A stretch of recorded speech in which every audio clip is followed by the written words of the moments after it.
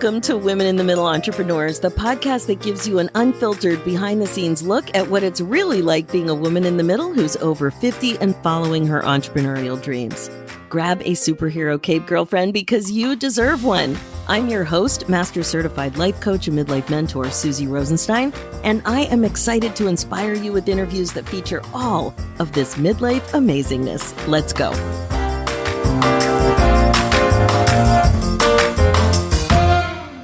Hey there, welcome back to the show. We have another really exciting interview ahead of us about the empty nest experience. Today, we'll be meeting Allie Hill, a woman in the middle entrepreneur who helps moms whose children have left home figure out their next chapter. Welcome to the show, Allie. Thanks so much for joining us today. Thank you, Suzy. It's great to be here. Oh, it's so good to see you in your Zoom square. It's so pretty with your painting. And oh my gosh, it's really fun to see everybody's backgrounds in the Zoom square, I have to say. It's another little way to have some fun at work, right? True. So you and Allie just got to see something because Nico the Noof walked in. So that's always exciting. So we had to deal with him. Oh my gosh, the shenanigans. Okay, I know we are going to have a great conversation today about your midlife entrepreneur story. We're going to be talking about your business and what's going really well, and also the reality of what's going on, what midlife issues might be getting in your way to some extent and are challenging for you in your life, and maybe as well as being a business owner. So let's get started with a nice juicy question. How old are you? How long have you been an entrepreneur? A little bit about your entrepreneur story and what it is you do in the world. So take it away. Okay, so I'm 58 years old. I have been in business for the last 4 years, I'd say officially launched.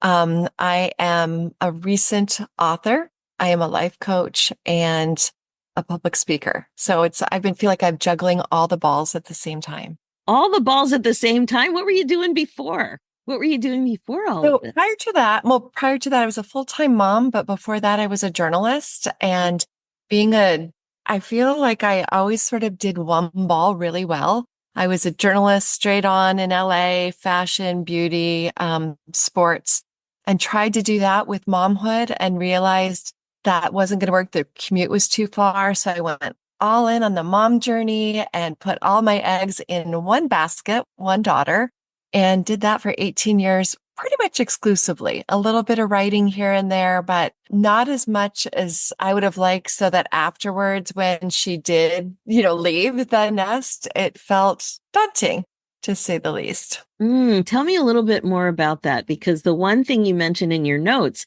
is that you realized how enmeshed you had become with her. Oh, you'd think that a life coach would have these realizations, because I did actually become a life coach before she left. I think I had the wherewithal to know, hey, you're going to, mindset might be a good thing here. So I had started that process. I just hadn't launched the business. I had just derived my identity and my fulfillment and purpose from being a mom. And I don't think there was anything wrong with that. I think where the problem really began was I did that exclusively without thinking about what my life would look like when she naturally left the home and went to university. So it's sort of that shifting of focus that I forgot that part. Did it surprise you that you hadn't really been thinking about that? Yes, it did. I really usually I like to worry ahead of time. I like to plan ahead of time. I like to organize. But I was so singularly focused on making sure that she was going to be okay in university and checking all those boxes. It didn't even occur to me. I guess I had a little moment of how are my husband and I going to be? So I kind of woke up to that fact, grabbed a therapist, said, how we doing? We checked in. That was a great idea, but less so about myself personally. I thought it was just going to happen. I just would naturally know what I was going to do next. Wow, that's fascinating. Just that is fascinating. Magical thinking, yes. So tell me, how has midlife kind of gotten in your way when it comes to running your business the way you want to? Well, I think, again, back to that metaphor, if you will, of all the balls in the air, it's having a daughter who really functions pretty much full time by herself, but we're less enmeshed, but we still talk every day, multiple times a day. I think I'm still the problem solver. There is having a parent who's got dementia and being her primary, if not primary caregiver. She lives in California. I mostly live in Colorado. So really, but having to assemble the team of people that take care of her and all that that entails, starting a business, writing a book, keeping the marriage afloat. It's all the different things. And so when you ask me, how did it get in the way? I think that I didn't anticipate having to really fully focus on the care of my mother at the same time as launching a business. And it's a privilege and an honor to be able to do it. And yet I had no idea about the emotional heartstrings that would be pulled. And then there's just the logistics. They're the sheer logistics of making a person who should probably be in memory care not be in memory care and all that support that's needed. It's support and don't make me cry, Suzy. Don't make me cry. I'm so sorry. No. I know it's such a huge learning curve too. Yeah, it really is. Well, it actually reminds me of when our daughter was little and you'd think you'd get everything in place, whether it be like the napping routine and the feeding routine and your days. And just the minute you got everything down, it switched on you. And you're like, wait, what? Now you dropped your nap? Okay, now what?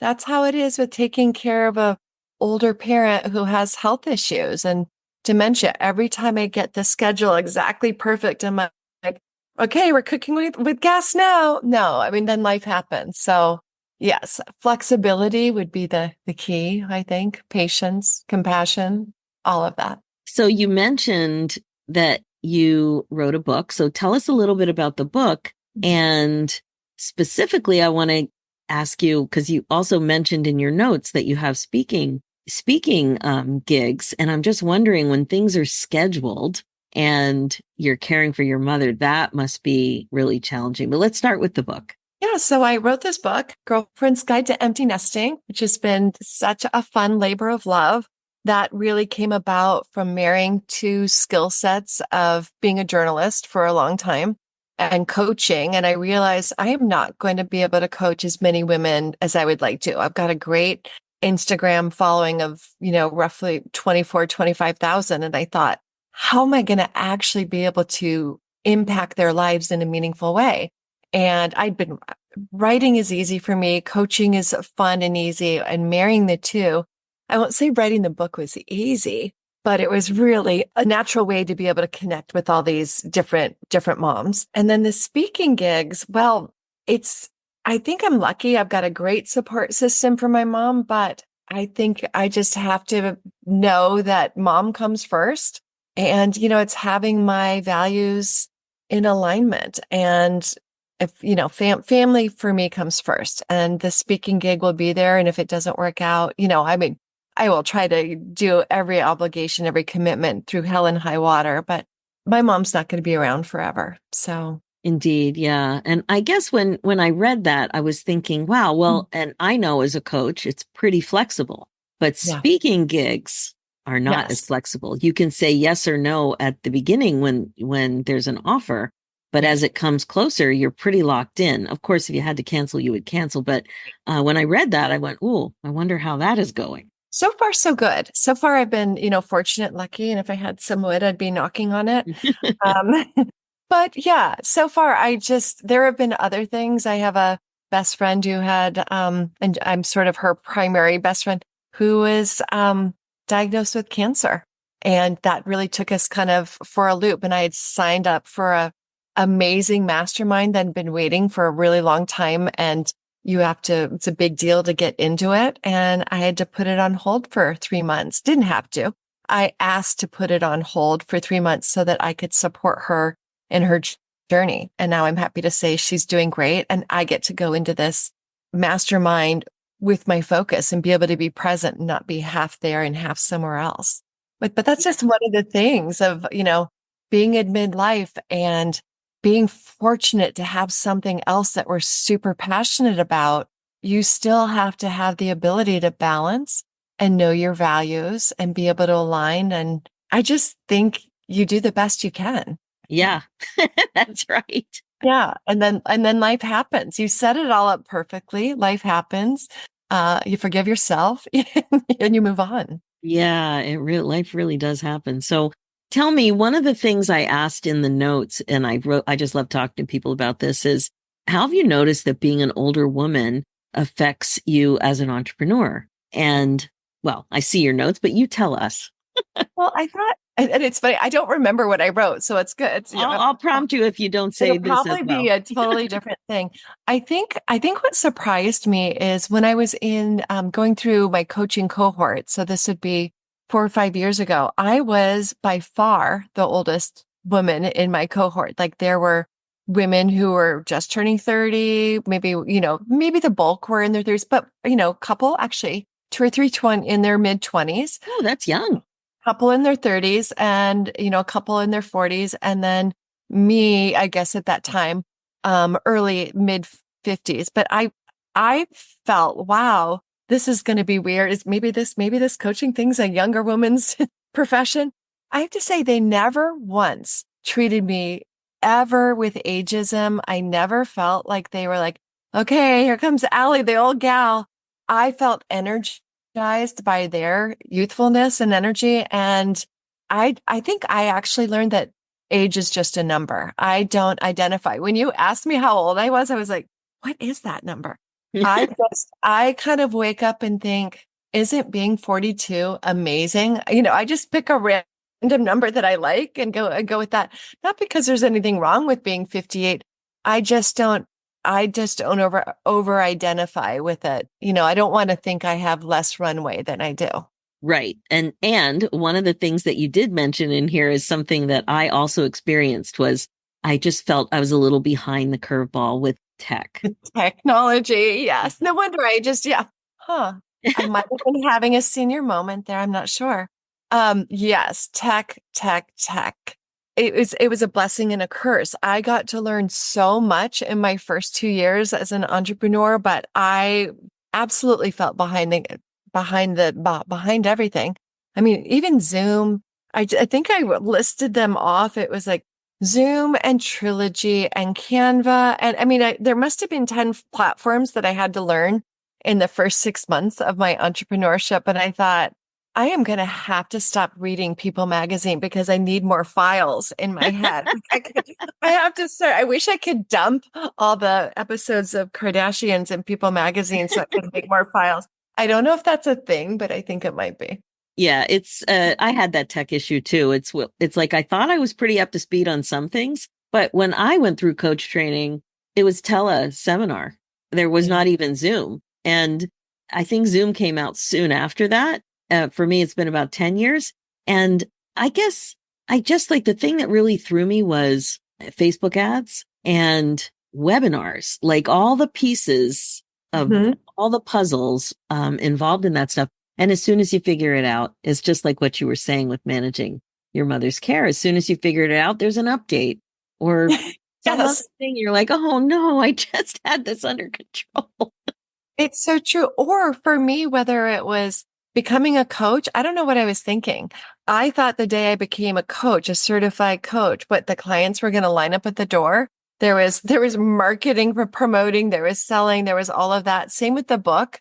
I always think once I do the big thing that's done. No, as an entrepreneur, you're just getting started. And now I get it. Now I see that. And bravo to learning more things. Yeah, there's a lot of opportunity to learn, but I guess it's really fun too to watch your kids, your young adults learn tech. They don't have the angst that we have with it typically. I remember watching my kids do some video editing when they were in junior high and high school.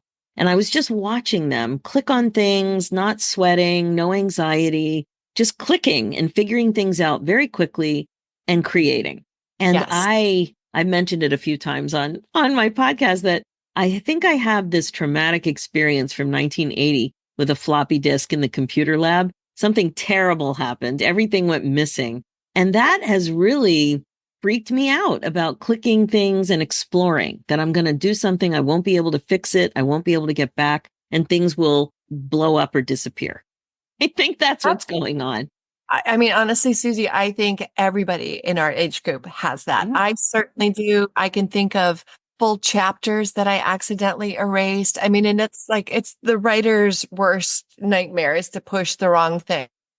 Now you back it up in 10 different places. But yeah, to just have that kind of beginner's mentality without the PTSD of the, oh, I'm going to really mess this up with one push of the wrong button. Yeah, I agree. Yeah, it's something I didn't anticipate at all. I really didn't. Okay, so what do you want next in your business? Because I know you've mentioned that you're learning, things are evolving. So what do you want next? Well, I really want to expand speaking. I've been speaking on small stages into intimate groups. I would love to. I just spoke. So in Cherry Creek in Denver, there's a very large high school. And I just spoke to a group of they're self-named bird launchers, which I love the name. That's That's cute. empty nest is so sad, but bird launchers is so empowering. And this is a group that had come together and kind of, I guess, met monthly and talked about different topics. I met with them, and I have to say it's probably my favorite speaking gig so far because it's absolutely my ideal reader, my ideal client. They were so open and receptive. They asked such great questions, and they were primed, so for whatever you want to give them. Plus, it was very much an exchange. So I'd say I would love to do more than that. I have some exciting news. Actually, I haven't told anybody, so this is an exclusive.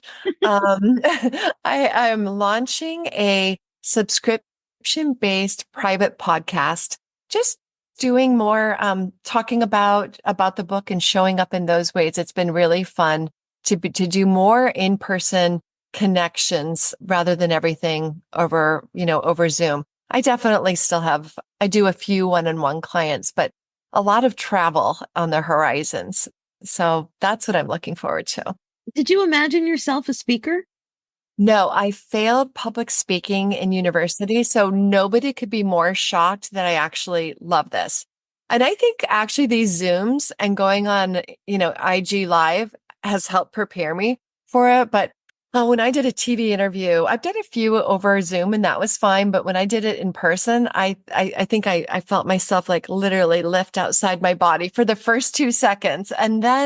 But then something else happens when I stop thinking about me and start thinking about who needs this information. I think about the audience, then it's a no-brainer. Mhm. We learned that in coaching, think Yeah. about the client, don't think about yourself. And I just think when I can remember that, get out of my own way and do that. Yes, then I'm excited. And no, I never would have thought that would have been my calling. Yeah, I wanted to ask you about that because it's a surprise for many people. Yeah, And it's an certainly, introvert. yes. And most of the people I've met do not seek out the speaking, but the ones that do, it's usually not something they grew up thinking they would be doing. No, no, but then once you get that connection and you feel that interaction and you see that impact that can be made on a larger scale, I think it's hard not to want to do more of that. Yeah, that's great. And so, what do you think the most surprising thing is about being a midlife woman over 50 and being an entrepreneur? Oh gosh, the most surprising thing. Well, what's interesting to me is not more women are doing it. I mean, I kind of think, what are you all doing? Like, it's so important for me. It was very important to be a present mom. I can't imagine spending the next 40 years of my life playing pickleball and playing golf and just relaxing. I mean, I think that would be great, but I just, I guess what's surprising to me is it's like the best kept secret of how capable you feel and how empowering it is. And then once you do this, the ripple effect.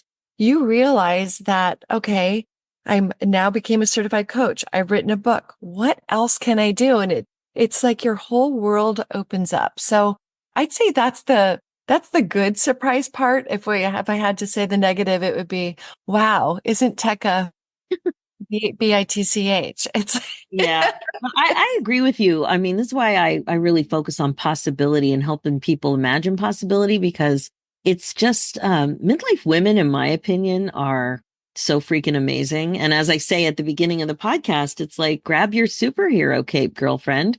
But Yes. so many women don't believe that they deserve one. And it's just you don't see yourself that way when there's so many other obligations and responsibilities and you haven't had the chance to dream. And when the kids leave, you have the chance to.